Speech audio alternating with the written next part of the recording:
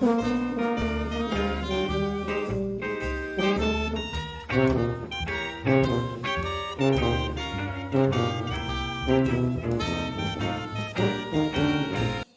to Atlanta Braves Chop Live, and my name is Sean. We have an exciting interview coming up with the Negro Leagues Baseball Museum.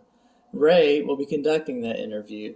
I reached out to the museum because I wanted to learn more information and have our fans learn more information in reference to the league. Being Braves fans, we know that Hank Aaron, of course, played in the league, and you hear some great stories of different players that were in that league. Hope you enjoy the interview, and chop on. All right, so and welcome to Atlanta Braves Chop Live. Today we have Dr. Raymond Doswell from the Negro Leagues Baseball Museum. Welcome to and thank you for doing this interview with us, sir. I'm glad to be here with you. So first of all, Dr. Doswell, can you tell us a little bit about your role with the Negro Leagues Baseball Museum, what you do there, kind of a little bit about the museum, just to start us off? Well, my official title is Vice President of Curatorial Services, Vice President and Curator. I liken myself to the umpire at a ball game, frankly. Okay. It's my goal to make sure everyone's following the rules, everything's running on time, and that the game goes as scheduled. And so if I'm not noticed, then things are moving well and there's nothing broken or messed up in the exhibits and things like that, then I've done my job. And that's fine, but primarily I take care of collections here at the museum. I help answer researchers' questions, from students to filmmakers to news people to anyone from other institutions or repositories, folks doing genealogy research, and just help people out wherever we can to disseminate the history and information about African American baseball. In addition to that, I oversee the educational programming here at the museum, both virtual and in person, help with traveling exhibitions, help write exhibits, do research on exhibits. I'm a jack of all trades. Yeah, it certainly sounds like you've got a lot going on there. Tell me, and especially, you mentioned about the genealogies. I think nowadays it's a lot easier to do that type of research. So consequently, has that kind of part of your tasks kind of increased in most recent times?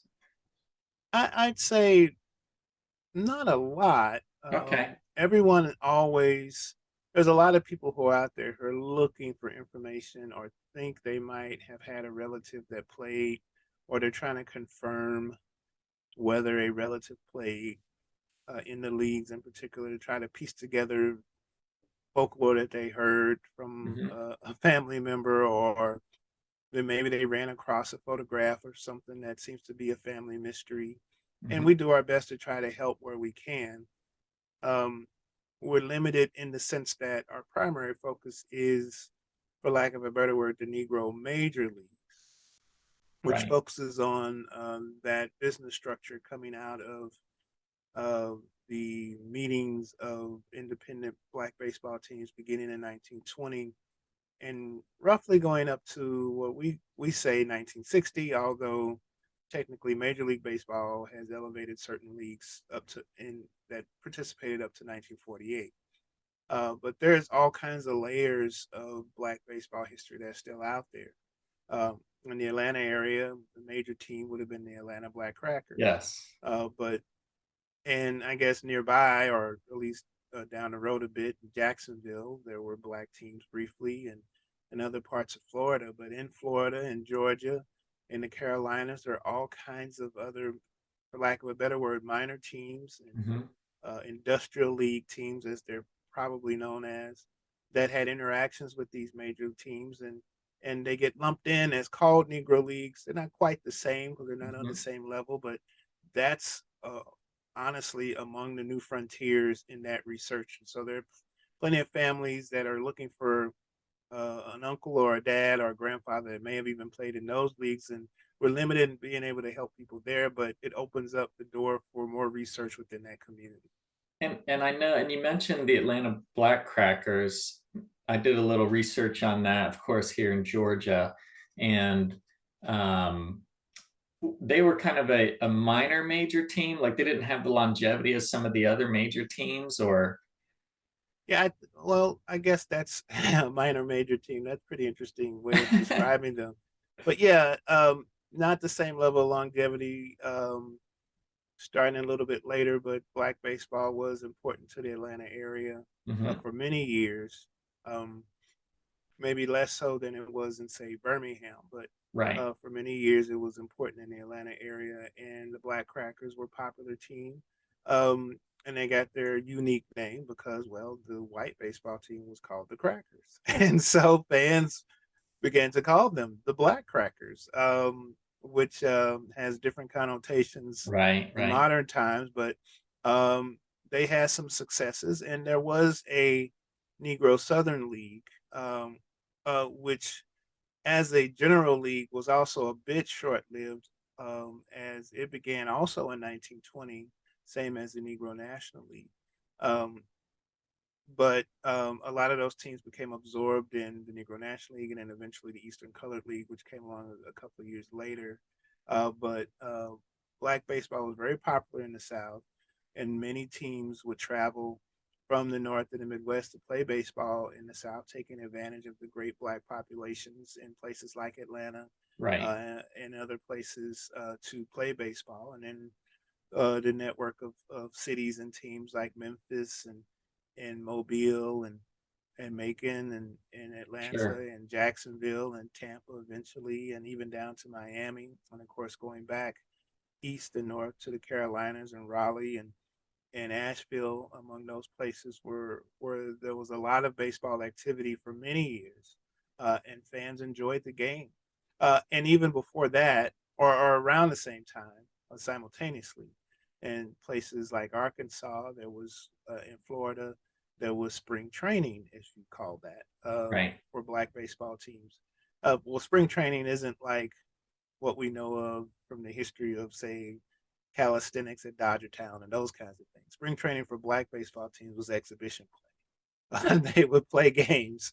Like And for barnstorming and whatnot, or well, I think it was a little bit more organized than that. But for example, a team like the Kansas City Monarchs, for some seasons, might do their training in Houston or San Antonio, but they would have games that they would play scheduled moving north. They could play black colleges like Prairie View A&M College in Texas, which was an all-black school, and then play um, industrial league teams in Texas and in Oklahoma, maybe teams that were tied to the oil industry in those states, and then go into Wichita, Kansas, and then work their way to Kansas City. They'd start training in February, play those games up through to April, and then in early May was the start of the season. okay. And as far as connections to Georgia, the biggest standout obviously is Jackie Robinson from here in Cairo, Georgia. Um, of Well, one course, might argue there's a bigger standout than that. well, Hank Although, Aaron. well, Aaron, yes, although he's from Mobile, and we can talk about both of them, but maybe one that people forget about is Josh Gibson from Oh, Bona okay. Vista. His family's from Bona Vista, Georgia. Oh, well, Um, that's I'm here in Columbus, Georgia, and that Buena Vista is, I mean, you could throw a rock at it from where I'm sitting. well, like many African Americans in the early parts of the last century, black families migrated out of the South. And like Mhm. the Robinsons did in 1919 and 1920, they moved all the way across country to Pasadena, California. The Gibsons left Bona Vista and went north. Well, Gibson's born in 1911. Robinson's born in 1919. Gibson's family, I can't remember how old he was when the family left, but they moved north to Pittsburgh, Okay. and that's where they settled. And they everyone's moving, white and black families, and of course immigrants continue to come to the country, but the country's becoming more industrialized. We're leaving the farms, and for black people that meant farming and sharecropping, Right. which is what the Robinson family did, and moving north or west to the major cities where there were lots of industries. Of course, the steel industry in Pittsburgh Sure. was attractive to a lot of African Americans, and uh, the Robinson family, when they left Cairo, they had family already in the Los Angeles region, so they were able to settle with them briefly before settling down in Pasadena, California, where Mrs. Robinson was a domestic and worked in many cleaning many houses and things like that. But they were still relatively poor in 1919 after World War One, and these folks are trying to find a better life. They're looking for opportunities to make a little more money and to hopefully escape racism and segregation. Unfortunately, they don't do that, Right. but you do develop, for lack of a better word, a bit of a middle class among these folk, because they're making a little bit more money in the industries and the opportunities that do come by moving into the urban areas. And we get to a point, and this also relates to just the history of the Negro Leagues, and not and folks, of course, moving from rural Georgia into places like Atlanta. They're moving rural Alabama into places like Birmingham as well. And by 1920, you get a strong populations in these urban areas that basically have to build their own communities, their own banks, their own churches, their own schools. Um, and they get a little more money that they can support their churches. They can go out and listen to music and jazz and go to baseball games and support Sure. the growing small businesses of baseball teams that became ultimately part of what will become the Negro Leagues. Yeah, that's I could really see you're painting a great picture of the entire movement here, and that's wonderful. Another bit of history here, Columbus, Georgia, is where Frank Thomas went to high school. Mm. Of course, he's a Hall of Famer, and he's quite famous down here in Columbus as well. It helps to have places where you can have a little bit of warm weather to be able to practice that sport. And someone like the Big Hurt Oh yeah. certainly got his opportunities there. You think about places like Georgia and Alabama, in particular, like a place like Mobile, Alabama, seemed to spark a number of great white and black baseball players from that region. Um, and Georgia is no different. Um, and Black baseball is very popular there. And as I mentioned, you talk about really two icons of the sport, Gibson and Robinson, just as some examples, but there were many others. And I think Tim Anderson is also from Georgia. I think maybe Blakely, Georgia, or something like that. Had an Um, opportunity to meet Tim, and oh, he's a good. very conscientious young man. And through his charity, he in Chicago brought a large number of young people from Chicago to the museum. So, Oh, that's wonderful. and that was a great mentoring opportunity for them. Yeah, and you look at talking about baseball in Georgia and specifically the Atlanta Braves. I think something that they've kind of modeled themselves around recently, the last several years, that's created success for them is they're either drafting or trading for or signing free agents who are from the Georgia area to kind of get a hometown discount a little bit and have a connection to the team for chemistry.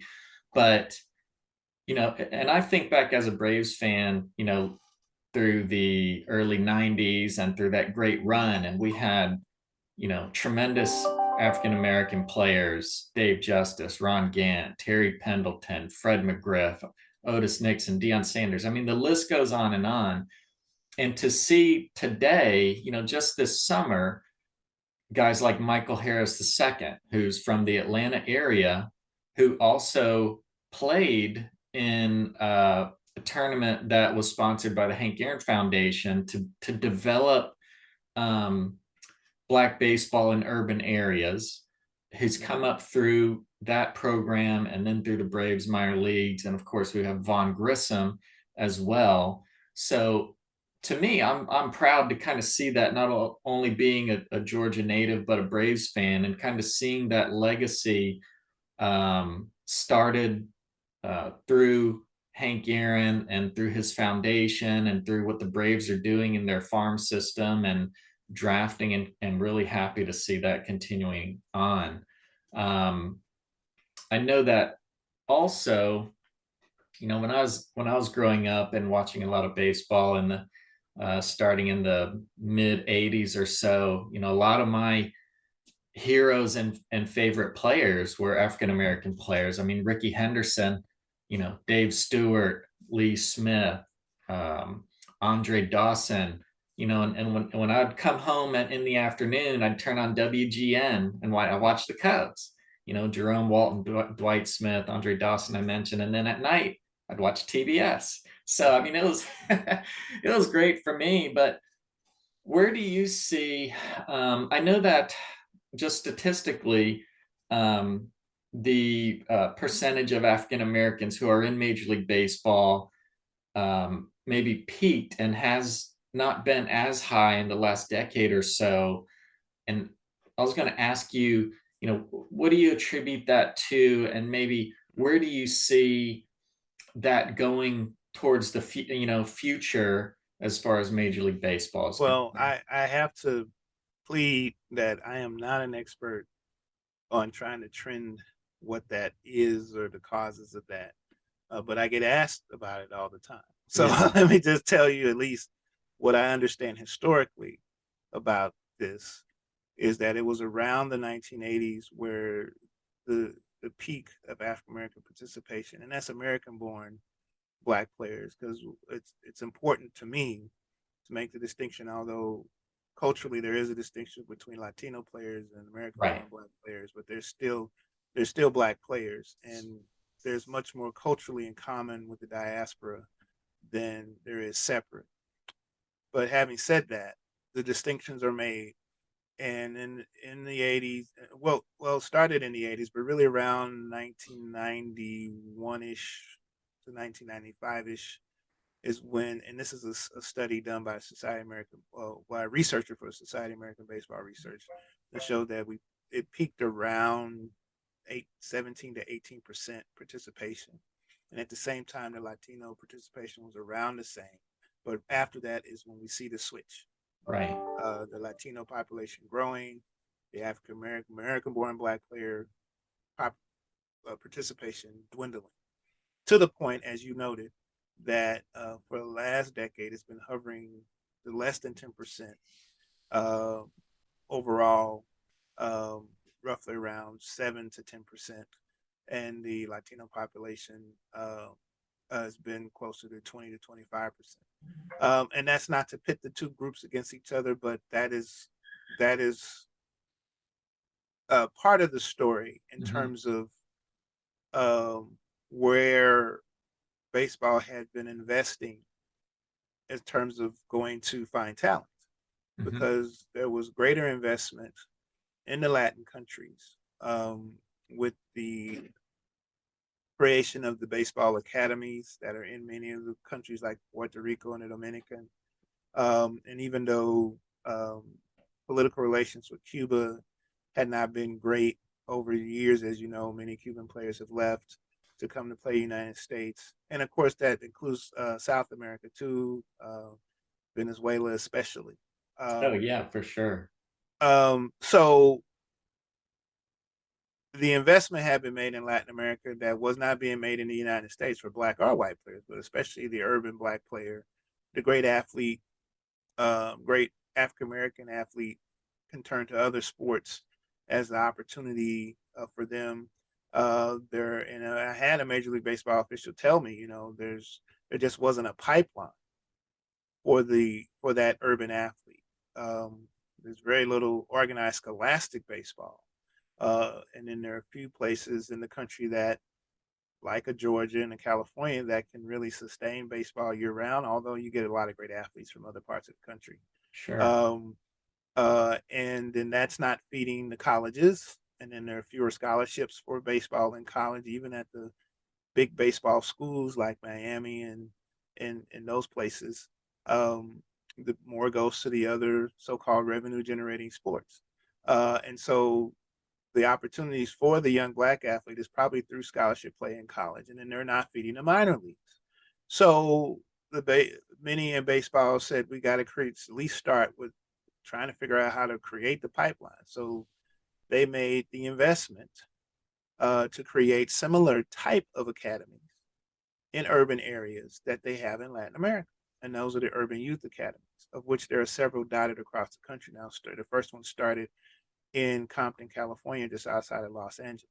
There's Right. one here now in Kansas City. I believe there might be one near Atlanta. I'm not 100% sure, but there's definitely one in Houston, and there's one in New Orleans, which doesn't have a major league city as well.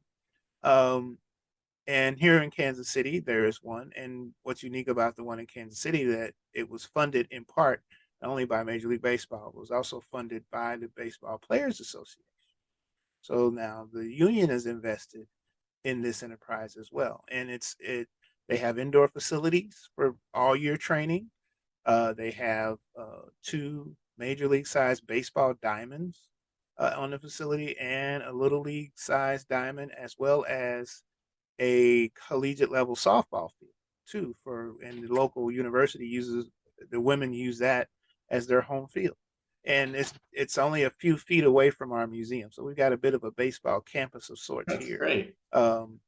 And Major League Baseball has used that facility for things like their Breakthrough Series, which is specifically targeting minority athletes to come and train with former players and coaches to get them ready for the draft and potentially being professionals, and as well as softball players. And when those young people are over at the academy, they bring them over to the museum as part of the experience, so they can learn about the history of the game through the Negro League. So those are the things that you're seeing, and now you are also seeing the California Academy has been around for over a decade now, and now we're starting to see young people like that, and like the young man in Atlanta, the Henry Aaron event is kind of part of that. Some of Right. those things that MLB does, you're starting to see those young people now coming to Major League Baseball. So it's going to be a slow process, but it's starting to grow, and I think you're going to start to see more players on the field very soon. It's not going to be a big trough of them, but just more young people and stars over time. Uh, but it does remind me of something. We have a video here in the museum.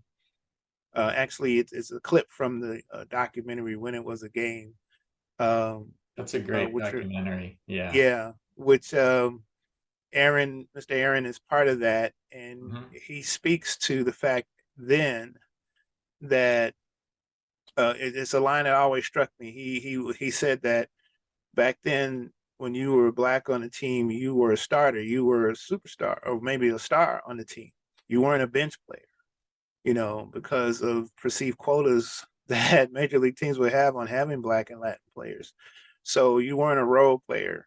Now it takes some time before you start to see others become role players. And I've heard historians argue that fact that there was never full integration until you started to see black players as bench players and role players. Otherwise, you think about many of the first black players integrating after Jackie Robinson. They're some of the greatest players of all time, including Mr. Aaron. So if you were black, you had to be really good to play. Now there are some Right. guys who started, stopped, had a cup of coffee, washed out or whatever, but most of them are very good. You think about Mays, Banks, Aaron, and then Latino players like Cepeda and Clemente and others. Again, some of the greatest of all time. And that was the pressure that they had to perform, uh, as well as being great players. But now there's opportunities for many young people to get involved in the game and participate in the game. The Boys and Girls Club is very active in that with the Reviving Baseball Inner City program, introducing young people to baseball just to get them interested in it. And then as they progress and get older, then it becomes more rigorous and they can see if this is something that they want to try to do to play professionally or perhaps even earn a college scholarship. Right.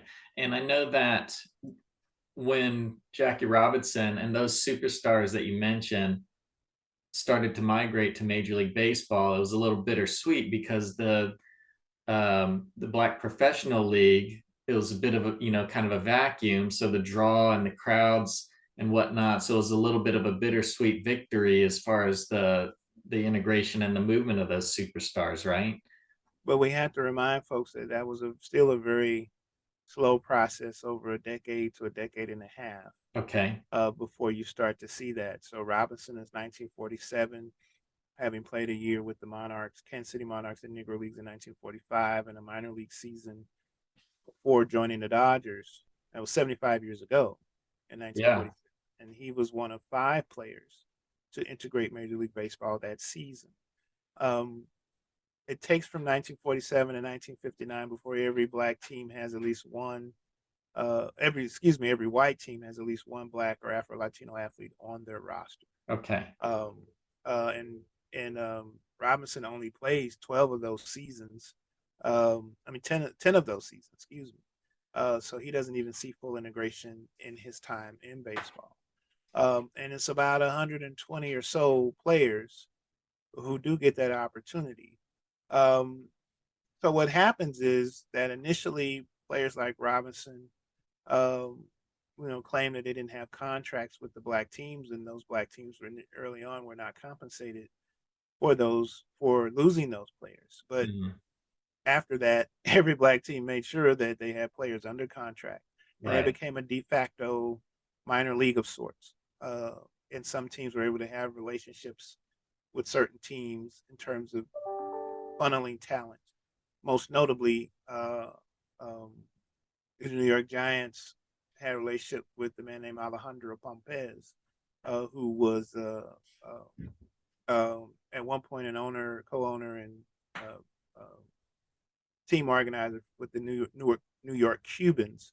And not only did he funnel a lot of African American talent to the New York Giants and San Francisco Giants, he was able to funnel Latino stars to the Giants as well, and they became, next to the Dodgers, one of the more aggressive teams at integrating baseball. Let's talk about a little bit about, in 2006, the Baseball Hall of Fame inducted 17 Negro Leagues players, minus Buck O'Neill. But Buck O'Neill gave the speech, acceptance speech for all those players, um, because they all had passed by that time. He was so gracious and such an ambassador for the Negro Leagues.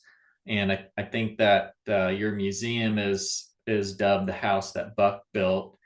And he, of course, was inducted this summer along with Bud Fowler and Minnie Minoso, who was nicknamed the Latin Jackie Robinson. Mm-hmm. Um, tell us about Buck O'Neill. That's a big question, but yeah. for the fans out here, baseball fans who may not know about Buck O'Neill and what he did and what he meant to the legacy of Negro Leagues baseball and the museum and being such an ambassador, what would you say about him? Well, ambassador is a word that's often used, because he really loved the game and he loved the baseball and he loved baseball and he loved um, the efforts of building a Negro Leagues Baseball Museum, which he helped to spearhead. But he also really loved the Baseball Hall of Fame as well.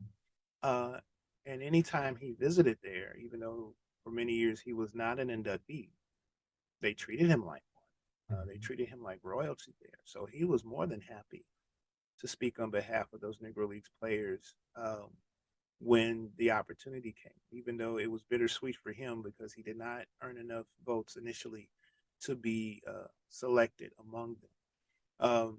But they treated him like a Hall of Famer, and they made sure that he was well respected there, and he felt that love wherever he went, whenever he visited the hall and was in the village of Cooperstown. And that's what he exuded. He was someone who exuded love and compassion for people. Um, really inspiring young people to love each other and be good to and kind to each other outside of baseball, because no one was alive to know when he played or to actually watch him play. But he Sure. was a very good first baseman, and he was a very good coach and manager in Negro Leagues baseball, and he was the first African American coach That's right. in Major League Baseball. And But again, scout. he come and scout and scouting people like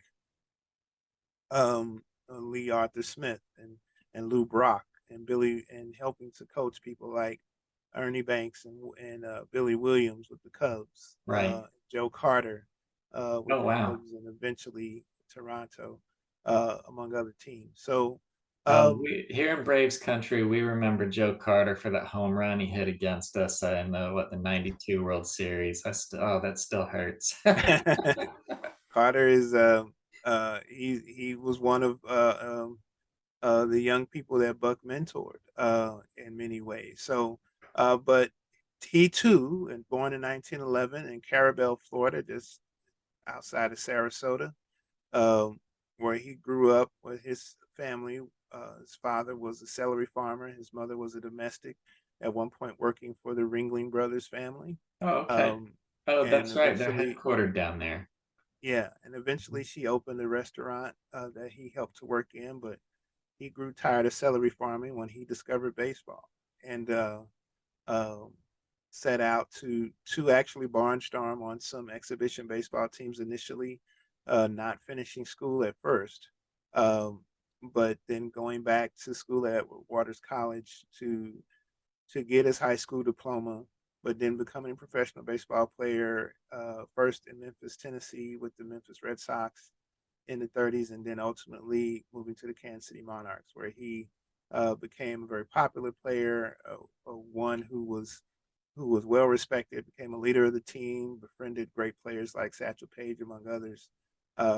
And after some time in World War II in the Philippines, came Oh, back to play in Cuba and play in Mexico, and again play with the Monarchs and helped lead the Monarchs to a late 1940s Negro Leagues championship before becoming a scout. okay. Tell us about so how can we get involved and support the Negro Leagues Baseball Museum? I know that you have a campaign, the Thanks a Million Buck campaign. There's also, I saw actually a US Mint coin collection where some of the proceeds. Can you tell us about a couple of those things? Well, first, on a basic level, folks can, of course, visit the museum. We're open pretty much every day except Mondays. And during the baseball season, it's a great time to come and visit the museum.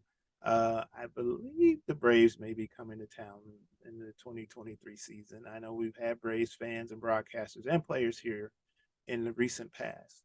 So you check the calendars, and a lot of out of town baseball fans come to watch their teams play the Royals. Right. And although our Royals are a little down right now, people do enjoy the experience. It is one of the better baseball stadium experiences you can have. They've done some great things at the stadium. But and then of course we're just about 20 minutes away from the stadium as well. So people make sure to come here and then go out to the game. And it makes for a great experience. And if you walk in, you never know. You might actually see one of your Braves players with Yeah, their family or with the that'd be broadcast team walking around the museum. That happens a lot. So that'd be great. you want to check that out. So visiting, and then you can become a member as well. We have memberships that people can buy as low as $25 and become annual members and support the museum that way. But there is some special campaigns, as you mentioned. The United States Mint is partnering with the museum through an act of Congress to create a commemorative coin that honors the 100th anniversary of the Negro Leagues, which was in 2020. Right. So folks can go to the usmint.gov and actually buy. There are three separate coins that can be purchased, including a gold coin with the stamp of Rube Foster, one of the founders of the Negro Leagues, on it. So those are proceeds from that do benefit the museum after the U.S. Mint is able to recoup its um, cost for creating the coins, and the gold is at gold prices. So you want to keep that in mind Right. when you buy that. But there are other coins that you can get either as a set or individually.